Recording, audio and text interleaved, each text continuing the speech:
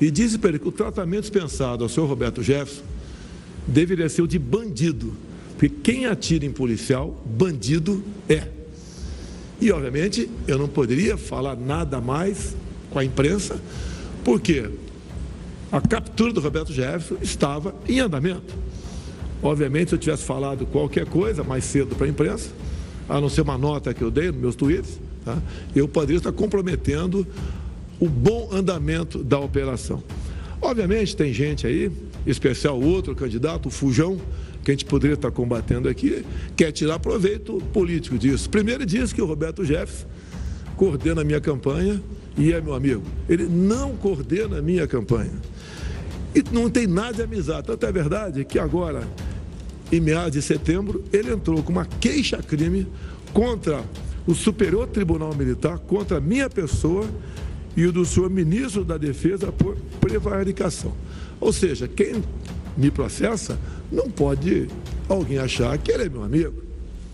O que ele fez, o que ele queria aqui, o que ele está querendo buscando da justiça militar, são questões ligadas ao autoritarismo. E o nosso governo não se presta a isso. Agora, no mais, eu quero deixar bem claro, repudio também a maneira como o Roberto Jefferson se referiu à senhora ministra Carmen Lúcia. Nenhuma mulher deve ser tratada dessa maneira. Agora, deixo claro, a jornalista Bárbara Gância, jornalista, ofendeu a minha filha no dia do aniversário, no dia que ela estava completando 12 anos, com um palavreado mais forte ainda do que o Roberto Jefferson se referiu à senhora Carmen Lúcia. Também, há poucos dias, a senhora Sâmia Suragir, procuradora-geral do Estado de Alagoas, se referiu à primeira-dama, minha esposa, Michele Bolsonaro, como vagabunda. Ou seja, nós somos vítimas do crime de ódio dessas pessoas, e não o contrário, como o Fujão aqui deixa transparecer e me ataca de forma caluniosa. Nós não passamos pano para ninguém. Nós não temos relacionamento e tratamento para pessoas que são corruptas ou agem dessa maneira, como o Roberto Jefferson agiu, xingando uma mulher e também recebendo a bala policiais. O tratamento que será dispensado pelo governo Jair Bolsonaro será de bandido. Assim foi feito, ele foi detido agora, final da tarde, e já encaminhado para a Superintendência da Polícia Federal do Rio de Janeiro. No mais, o Anderson Torres não participou, não foi a Levi Gasparian, e a preocupação dele agora, como determinei, é cuidado com os dois policiais que foram vitimados por Roberto Jefferson. Como é que está a saúde deles e como nós podemos melhor acompanhar a recuperação desses dois policiais. Presidente, eu gostaria de insistir na questão dos ataques, mas entre as campanhas, se a gente perceber o número de eleitores que simplesmente decidiu não votar no primeiro turno, mais de 30 milhões de brasileiros, é muita gente. Nesse segundo turno, há uma parcela desse eleitorado preocupada com o nível do debate entre o senhor e o candidato Lula do PT. O TSE chegou, inclusive, a entrar no jogo, fazendo um apelo pelo fim dos ataques na TV. Eu gostaria de saber, o senhor se comprometeria com isso nessa reta final das eleições? Como é que o senhor classifica até aqui o nível desse embate? Não há nenhum ataque meu ao outro candidato. As inserções que nós colocamos nas televisões em grande parte, vídeos do próprio Lula. Ele falando, por exemplo, que a questão do aborto é questão de saúde pública. Quando nós o chamamos de descondenado, é verdade. Quando nós falamos que ele foi condenado, que foi chefe de uma organização criminosa, isso é verdade. Quando o partido dele apoia ideologia de gênero, é verdade. Nós não mentimos, nós não precisamos mentir para mostrar o caráter do Fujão. E eu estou mostrando um fato gravíssimo. Ele quebrará o Brasil. O próprio Henrique Meirelles falou há pouco, em matéria, se eu não me engano, no Poder 360, onde ele diz que não decidiu ainda pelo futuro ministro da Economia. O mais possível, segundo Meirelles, é que ele adote uma política econômica semelhante ao da ex-presidente Dilma Rousseff. Lá atrás, o Palocci, foi o ministro voltado para a corrupção. E o da Dilma, o Manteiga, foi para simplesmente a péssima gestão. Tanto é que o Brasil entrou em recessão 2015 e 2016. Isso não é baixar o nível, é mostrar a verdade do que foi o governo Lula.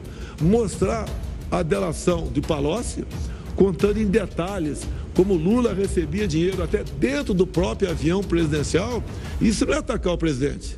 Mostrar a corrupção de várias estatais, como Petrobras, 900 bilhões de reais de endividamento, BNDES, 400 bilhões de reais. E quando se fala em BNDES, mostrar, em especial para o povo mineiro, que em Belo Horizonte não tem metrô, mas dinheiro nosso do BNDES, Lula mandou para Caracas, capital da Venezuela. Lá tem um metrô maravilhoso.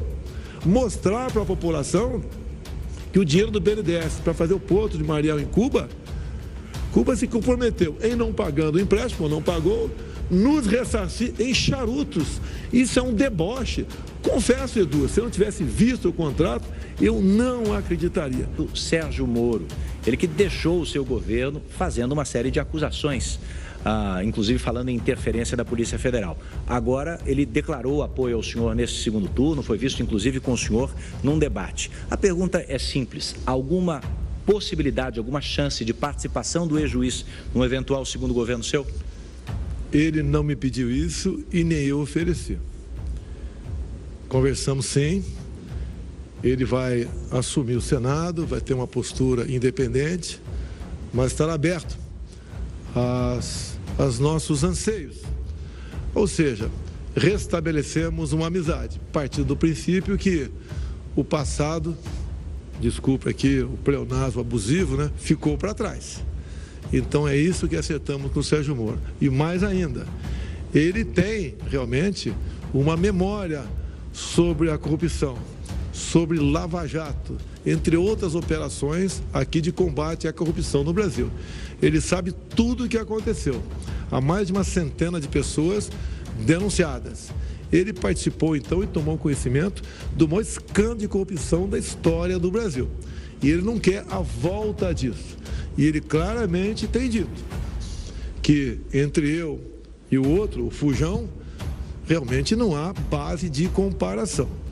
Repito, o passado ficou para trás, nos acertamos e vamos em frente. Acima de mim, presidente, acima do Sérgio Moro, senador, estão os interesses da nossa pátria. Tenho certeza que conviveremos muito bem, se Deus quiser, com uma reeleição para o bem do nosso Brasil. Ele, inclusive, tem participado por aí de vários momentos junto à imprensa brasileira, mostrando de o porquê nós devemos decidir por Jair Bolsonaro 22 no próximo dia 30. O chamado orçamento secreto. Eu gostaria de saber o seguinte: se o senhor tem essa popularidade, esse capital político numa eventual vitória no segundo turno, a minha pergunta é: o senhor está satisfeito com o orçamento secreto? Porque o senhor teria, em tese, condições, inclusive, de maioria no Congresso para redistribuir o controle desse dinheiro. Vai lidar como com isso? Eu perdi poder. Para esse ano serão aproximadamente 19 bilhões de reais, que quem vai distribuir pelo Brasil vai ser o relator. Ele pode achar que tem seus méritos tocante a isso. Eu penso de maneira diferente. Não é o poder pelo poder. Creio que nós possamos melhor distribuir esse recurso.